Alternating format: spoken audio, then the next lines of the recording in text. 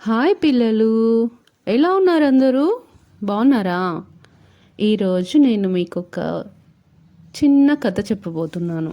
కాకి పాము కథ. పూర్వం నర్మదా నది తీరంలో ఒక రాజమందిరం ఉండేది.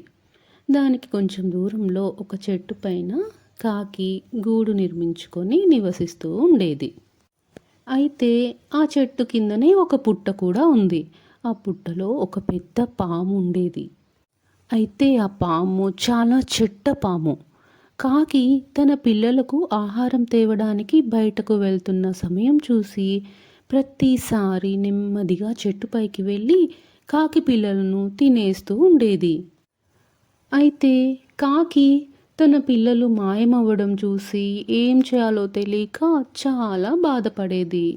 అయితే ఒకరోజు కాకి తన పిల్లలను పాము తినడం చూసేసింది. తన పిల్లలను ఎలా రక్షించుకోవాలా అని ఆలోచించసాగింది. అప్పుడు ఆహారం కోసం గాలిలో ఎగురుతున్న సమయంలో కాకికి మంచి ఐడియా తట్టింది. ఇంకేముంది, వెంటనే ఐడియాని అప్లై చేసేసింది.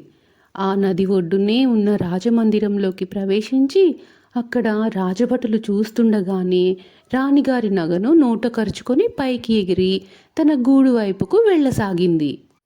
ఇంకేముంది, ఆ రాజభటులు నగ కోసం కాకి వెంటపడడం మొదలుపెట్టారు.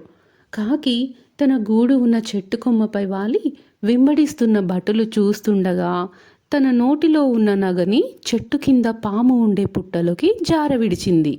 అది చూసిన రాజభటులు గుణపాలు పారలు తీసుకొచ్చి నగ కోసం పుట్టను పెకిలించగా పుట్టలోని పాము రాజభటులపైకి బుసకొట్టింది. రాజభటులు తమ వద్ద ఉన్న ఆయుధాలతో పామును చంపి నగను తీసుకువెళ్ళి రాణిగారికి అప్పగించారు. ఉపాయంతో ఎంతటి అపాయం నుంచి అయినా బయటపడవచ్చని నిరూపించింది కాకి. కదా పిల్లలు?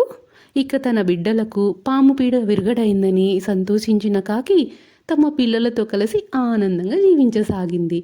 సో ఈ కథలోని నీతి ఏమిటంటే ఉపాయంతో ఎంతటి అపాయం నుంచి అయినా బయటపడవచ్చు. కథ నచ్చిందా పిల్లలు?